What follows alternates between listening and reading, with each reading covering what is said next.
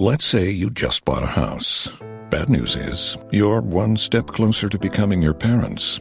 You'll proudly mow the lawn, ask if anybody noticed you mowed the lawn, tell people to stay off the lawn, compare it to your neighbor's lawn, and complain about having to mow the lawn again.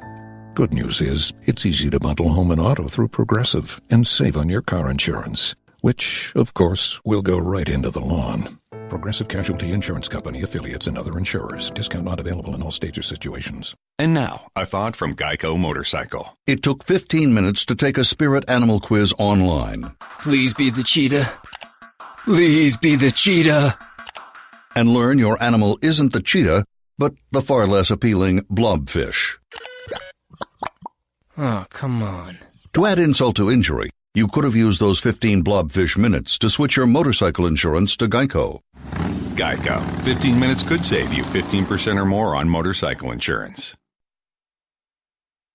Hang him from the yard. Hey everyone, it's that time again. Time for another Turd or Treasure, your show that gives you everything that we couldn't put on the main show due to time constraints and more. So, what do I have this time for you? Well, it's been a while since we've had an episode, so we've had a lot of stuff building up that we've had reviewed, that we've wanted to get out there, so we're putting it into 3 distinct blocks for this episode. I have a roundup of NIS America titles, Happy Birthdays, Fallen Legion, and Ys 8 Lacrimosa of Dana on the Switch, as well as a couple titles that are simple on the Switch from Cubic Games, Jumping Joe and One Strike. They're quick little games that you can pick up and play anywhere you want to go. And then we're going to close off the show with 3 titles from Film Chest.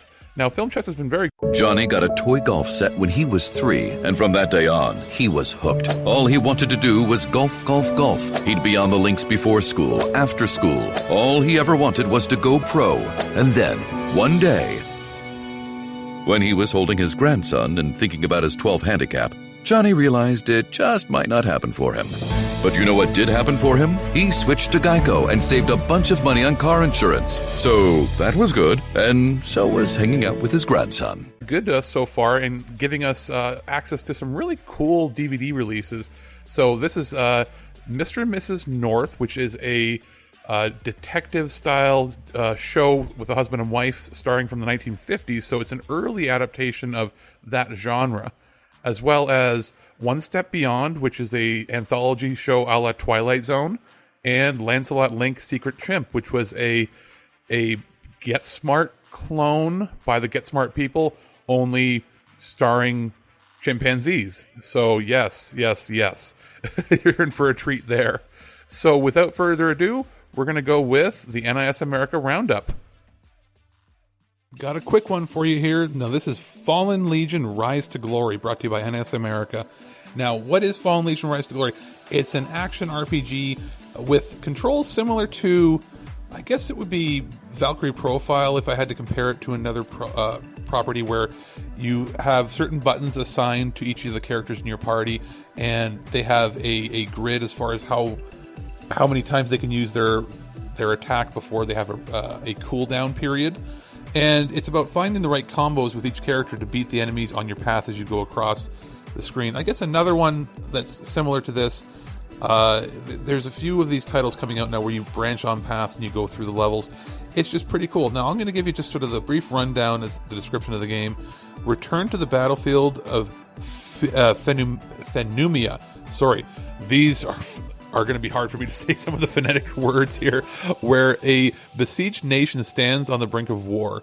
See the conflict through the lenses of Princess Cecile, who would restore her kingdom to its former glory, the Legatus Landor, who fights to see a new nation rise in its place. Combining both Fallen Legion Flames of Rebellion and Fallen Legion Sins of an Empire for the first time on one console. Fallen Legion Rise to Glory includes all new art, exemplars, monsters, bosses, and challenges not found in the original releases. See the story from all sides anywhere you go in Fallen Legion Rise to Glory on Nintendo Switch.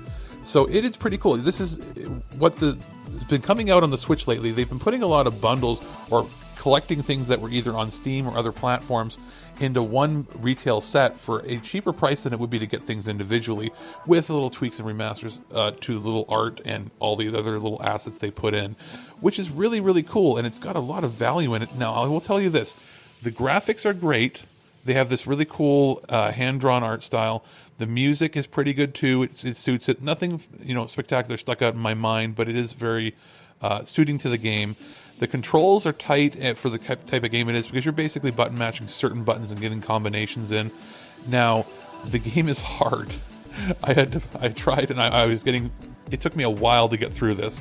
In fact, to the point where NAS actually sent out to me at least, and I believe to some other reviewers, a sort of quick start guide for the reviewers to get through it. So to be able to get through the game, they gave us a little strategy guide to get going. Once you get the flow going in this game, it is pretty cool. And if you love challenging games that aren't challenging and punishing for the sake of being punishing, these are learning patterns, getting your timing right, and then you never feel like you lost because it was unfair.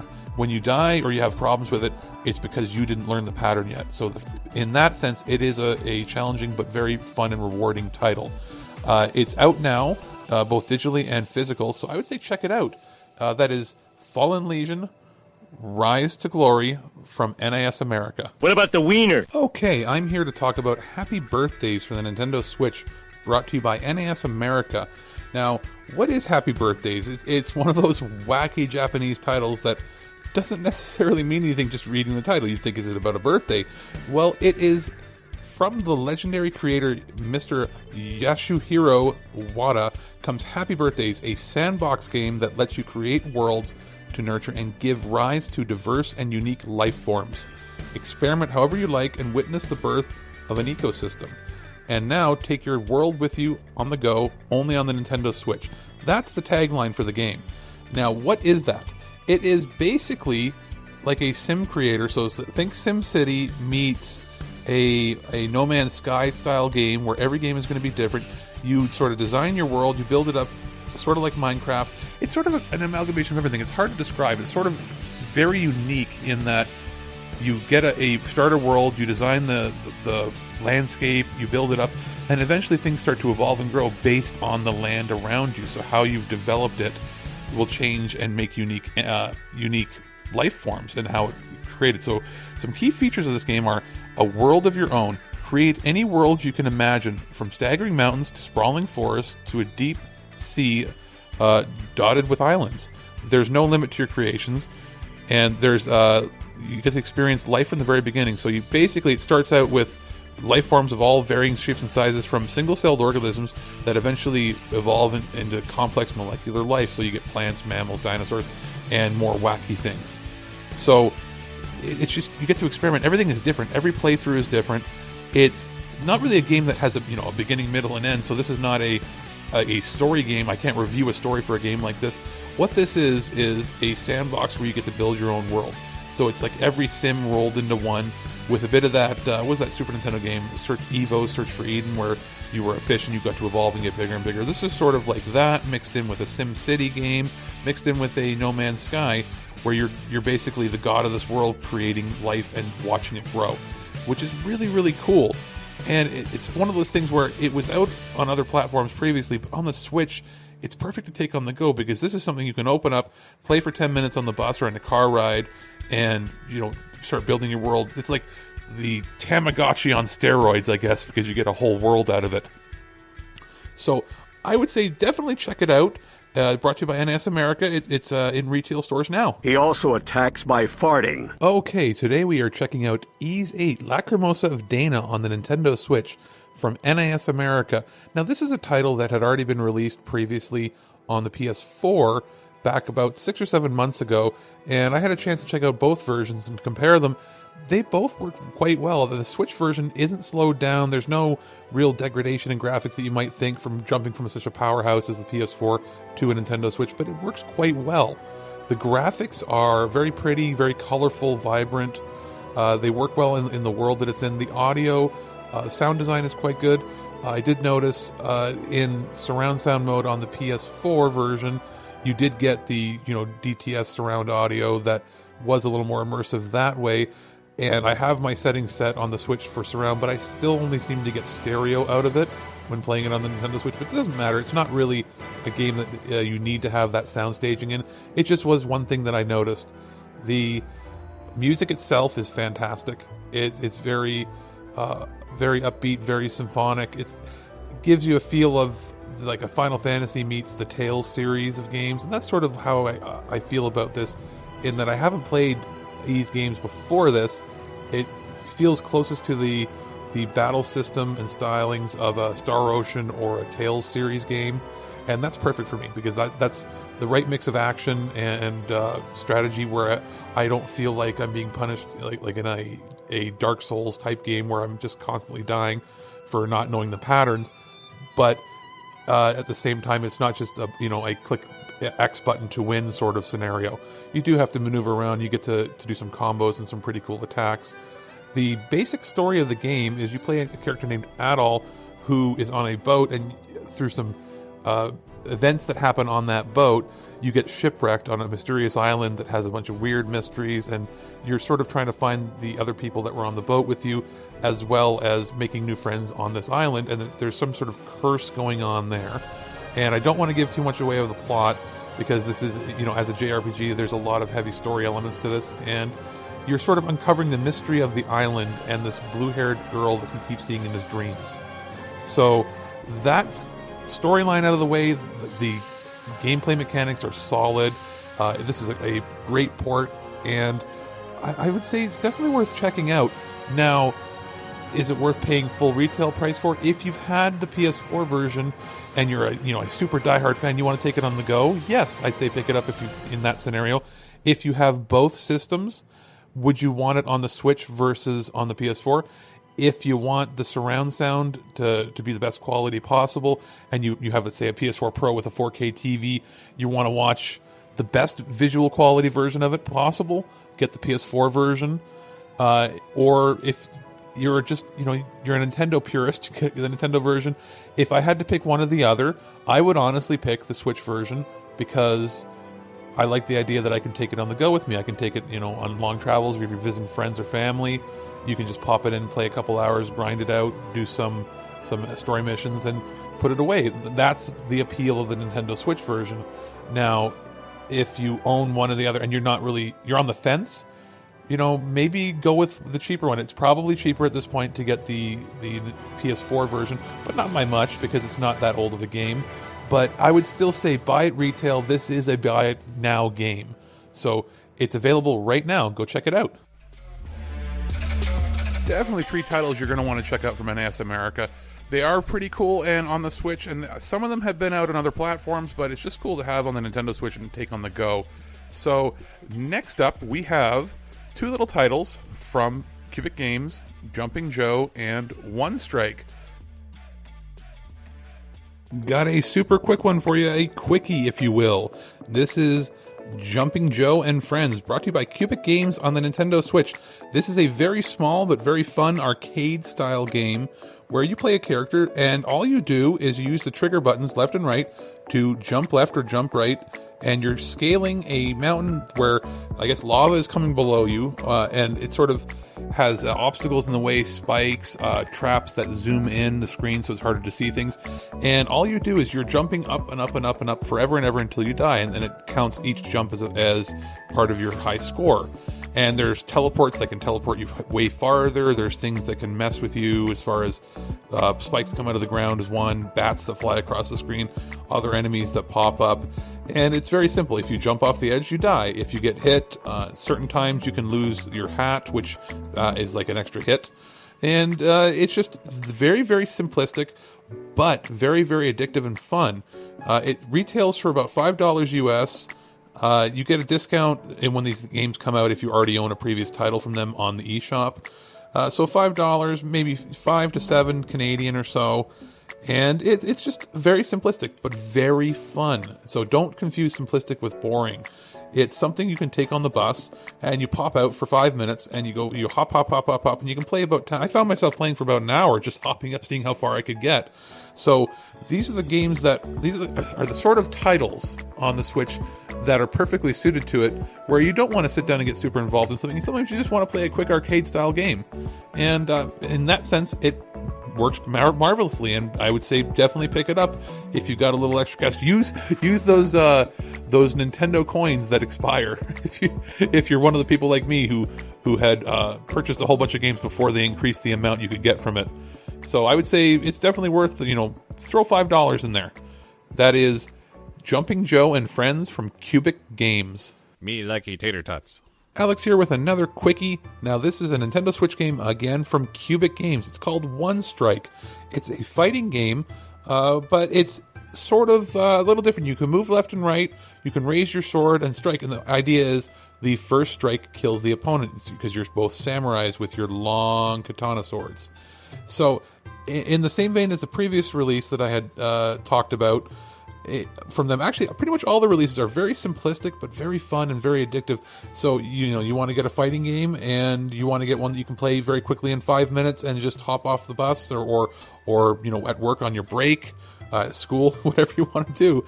It is pretty neat. There's 6 fighters from medieval Japan: Kenji the Honorable Samurai and his katana, Hinode the ninja striking her sai weapons at the speed of light, Sojiro, I'm sorry, I'm not gonna be able to say all these names right. The monk wielding his long-range Nodachi, Hangaku, the fastest girl in the East, with her Kasuragama. Sorry, I'm butchering these names for these weapons and people. Bai Long, a Chinese veteran, and his proud Quan Dao. Tomo, the killer, with her sharp wakizashi. So there's 4 modes: one life. Just like in real life, you got 1 life. Basically, you slash the person, they're dead. Arcade, where you get 5 lives to train with your character. Team duel, put together your best team of 3 warriors. A tournament, which is up to 8 players. AI or real person can fight for victory. It's pretty cool. You can see what you've done, your achievements at any time. It's got this cool retro sort of pixel art, hand-drawn style. And it's just a fun game to pick up and play. And as with most of the games from Cubic Games, it's fairly cheap as far as what you get for the value. It retails for, again, $5 US. That makes it about 7 or so Canadian. And you get a discount if you're already owners of Robonauts, Astro Bears, or Pirates All Aboard. So it's available right now in the eShop, and I would say check it out. So that was Jumping Joe and One Strike. 2 little titles that are pick up and play and pretty easy to just throw on and play on the go. So moving right along, we have film chess releases. I've got 3 on the go here. We've got Mr. and Mrs. North, One Step Beyond, and Lancelot Link's Secret Chimp. They're 3 very different titles in very different genres, but still kind of cool to check out. So without further ado, we've got Mr. and Mrs. North right up now. Hey everyone, Alex here, and I had the opportunity to review Mr. and Mrs. North, the collector's set from Film Chest.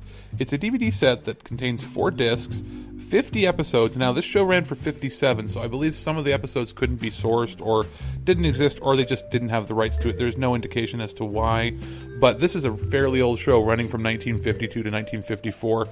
It's a show about a husband and wife that sort of solve mysteries and murders. Think a precursor to Macmillan and Wife, or just sort of any of those buddy ones. A more recent one would be maybe Castle, only they started out as husband and wife instead of working their way towards it, or like a moonlighting sort of thing. And it's pretty good for the time period. A lot of the plots are ones that you'd probably guess now because they've been done to death on other shows since then. It is a nice piece of Americana, just looking at how shows were made back then. The visual quality of it is pretty good considering that the source material is so old and dated, and it's at a time when not very many shows were actually recorded on film. A lot of them were still broadcast live, with the exception of like an I Love Lucy, where they were ahead of their time, taping everything for syndication, or a Honeymooners type deal. So these are most likely, from what I can tell, from the kinescope, where they would have a camera pointed at the monitor and film it, and then sort of sync up an audio track to it. And that being said, it is pretty good. So these aren't super public domain crap that you're going to see in like bargain bin. These are probably the best copies of the episodes that you can possibly find. I didn't watch all 50 episodes because I wanted to just get a gist of it. I watched about a dozen or so spread out across the discs just to see how everything worked, because I'm not sitting down to watch hours upon hours for a review of a show this old. I am going to watch the rest of it on my own, though. I just wanted to get a feel for the series. And I would say it's kind of charming. It's the kind of thing you're going to watch with your parents or your grandparents, or if you're like me and you just love TV and cinema from all eras. It's something you might want to add to your collection. Right now, it's retailing from Amazon American site for about $17, and factor in the conversion rate in Canada. Up here, you're looking at probably $20, $25, depending if it's on sale or not. And that's actually a pretty good deal. I would say it's definitely worth picking up if you love, old cinema and television. So that's all I've really got to say on it. There weren't any other special features on it, except it did have an insert with episode information of, which episode is which, what air order it was in, and sort of just a brief synopsis of each one. And that is very handy to have, so you can go, hey, what season was this in? Because there's 2 seasons of the show, and you can see if there were any gaps, like because of the 7 episodes that were missing. You can go, okay, so this was this episode, and then this is that. But in general, these are the sorts of shows that weren't very connected. They're very episodic, and they're almost like an anthology in that there isn't really a plot that carries forward episode to episode, because that wasn't something that was really done back in the 50s. So I would say check it out now, especially if you can find it at like a Walmart or at Amazon. And it's kind of cool. I just love these shows. The amazing drama you're about to see is a matter of human record. You may believe it or not, but the real people who lived this story, they believe it. They know. They took that one step beyond. Today I am talking about One Step Beyond, a 70-episode DVD box set from Film Chest. Now, One Step Beyond is a precursor to The Twilight Zone. It came out a little bit beforehand, during the 50s, when all these anthology shows were presented by, either cigarette companies or other things. This originally was Alcoa Presents One Step Beyond, but now simply One Step Beyond is the title that it's gone into with first syndication. It's a show that most people probably won't remember because it was overshadowed by The Twilight Zone and then eventually things like The Outer Limits. But it was a supernatural show where they were saying that everything was sort of based on true accounts or events that had been reported. And it was hosted by John Newland. It's a pretty cool show. As far as it goes, it doesn't include every episode because some of these are lost or hard to source, or there might be issues with the sources where you can't even watch it because they're so damaged because they're too old. Being from 1959 to 61, not everything was kept or stored or preserved properly back then. So the episodes do vary in quality. There's a total of 96 episodes in the actual show, 70 here. This is the most complete set that I've been able to come across anywhere. So I jumped at the chance when Film Chest offered a copy of it for me to review, because you can find individual episodes with other companies, and they're maybe in like a bargain bin where they just threw a bunch of episodes on, and they always look and sound like complete garbage because they're public domain master copies from 7 or 8 generations copied through, so they just are almost impossible to watch. This is a significantly better in the visual quality and in the audio quality standpoint. Season 1, I believe, I'm not 100% sure, but season 1 looks significantly better in this set, and it's got the complete season 1, I believe, in here.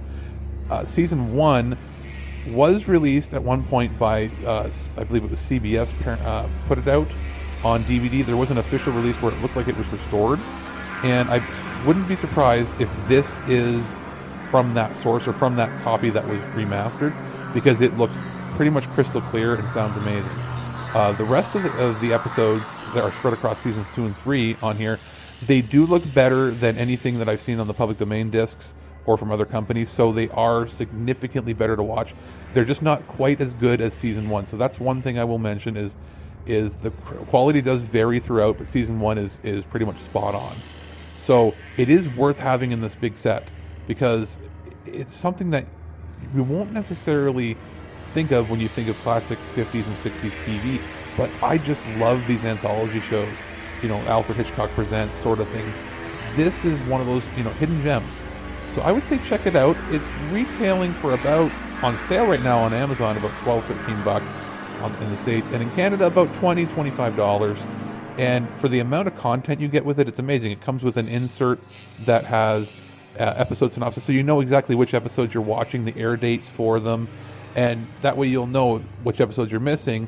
And you're not missing much because it is an anthology. Not a single episode flows into the next. Each one is a standalone story, so it's perfect for this. So that it doesn't matter that it doesn't have every episode. This has the best quality episodes you can find for the entire set.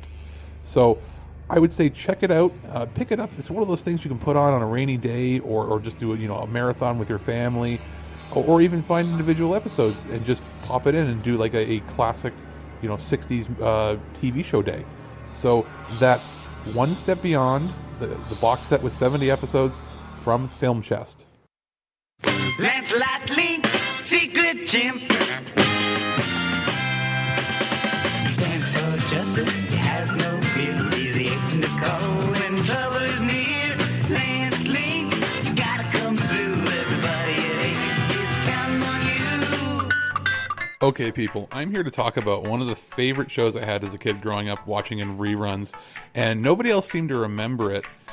And when I got a chance to review this from Film Chest, I went, yes, I want it. I want to talk about it. It's been forever since I've seen it. And that is Lancelot Link Secret Chimp. This is one of those shows where you couldn't probably get away with it today, but they got a bunch of chimpanzees, dressed them up in people clothes, made a whole world for them a la James Bond or a Get Smart. In fact, it was made by the Get Smart people. And they would dub over their voices, and they basically made a James Bond Get Smart type show where they were solving crimes, and it was all involving an entire world where it was just apes. And it's just absolutely ridiculous. When I got this, I showed my colleagues here at This Week in Geek, and they went, "Oh God," that was the only response I got from them. So I ended up taking it to my mother and my grandmother's house when we had a family get together, and we sat down and watched an episode. And I thought they're gonna go, "Oh crap, I don't want to watch that." I put it in, and my mom goes, "Oh my God, I used to watch that when I was 15, and that was when it was first on." I haven't thought about that in 40, 50 years. And my grandmother sits down and she goes, how are they talking? How did they make them talk? And we just start laughing because in her head she thought they were really talking. So we sat down and watched a bunch of episodes, and it's really fun and charming as a family children's show, and it brought 3 generations of us together to watch and laugh. So it's done something right, that's for sure.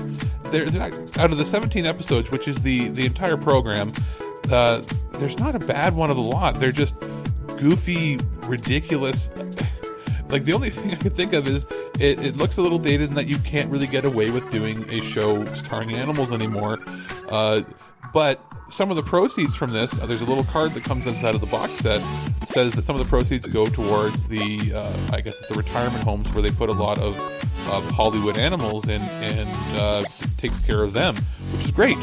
The discs also come with special features of the music videos, because there was music videos in this a la like Hilarious House of Frightenstein used to have, or like an Ed Sullivan Show type bit where the apes are pretending to play instruments, and then I guess they dub it in with an actual song.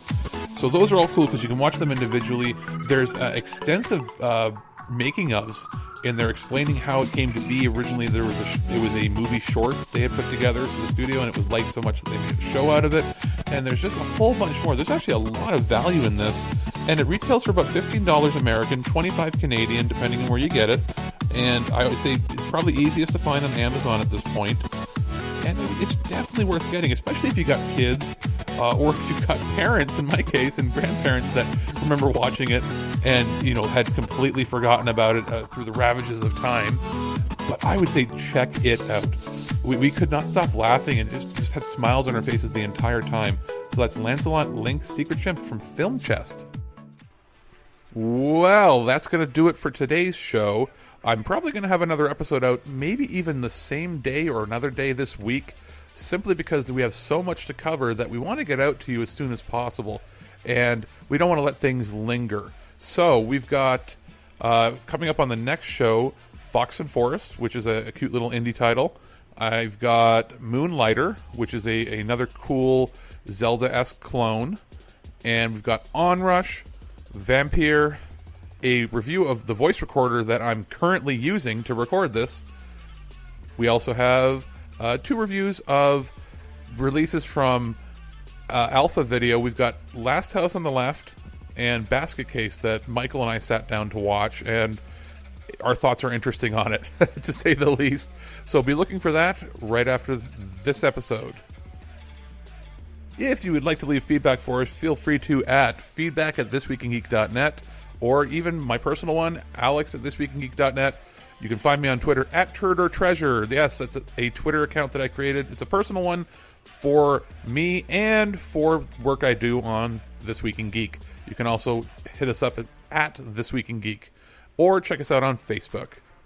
Okay, son, now you're starting to scare the viewers. Just act normal. I'd ask you to do the same, but I'm afraid that ship has sailed. Why are there so many ostriches? But you have a game that is dipped in ropey, thick window cocking. So guys, we'll be right back right here on This Week in Geek, only on ThisWeekInGeek.net and many other sites where I syndicate this crap, because I'm a media slut. I like turtles. Loose like your mom. That's right. No fisting, you say. Anything else you object to? Me likey tater tots. You've been listening to This Week in Geek. Check out our website at thisweekingeek.net for more geek content, and subscribe to our podcast through iTunes or any podcatcher. If you'd like to comment on this episode, head to this episode post on thisweekingeek.net and comment through Facebook Connect. Or you can call our voicemail line at 817-717-7202. Follow and message us on Twitter at ThisWeekInGeek.